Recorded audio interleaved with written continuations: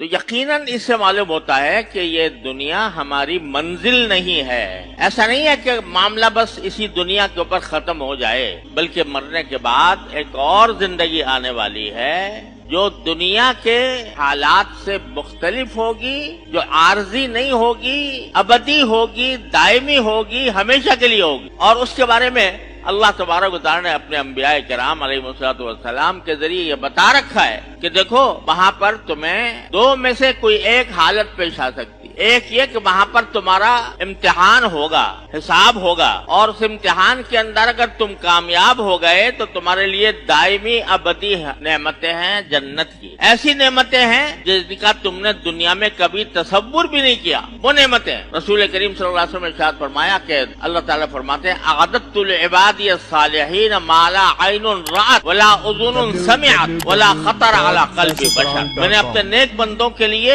ایسی نعمتیں تیار کر رکھی ہیں کہ نہ آج تک کسی آنکھ نے انہیں دیکھی، نہ کسی کان نے ان کا تذکرہ سنا، اور نہ کسی انسان کے دل پر ان کا خیال کبھی گزرا. ایسی نعمتیں وہ ہم نے تیار کر رکھی ہیں تمہارے لیے اگر تم اس امتحان میں کامیاب ہو گئے. لیکن اگر تم نے دنیاوی زندگی اس طرح گزاری کہ اس کے نتیجے میں تم اس امتحان میں کامیاب نہ ہو سکے تو اللہ بچائے پھر عذاب بھی بڑا سخت. جہنم ایسی چیز ہے کہ انسان کے لیے قابل برداشت نہیں. وہ تمام تر تکلیفوں کا، مشقتوں کا، غموں کا، دکھوں کا مرکز ہے.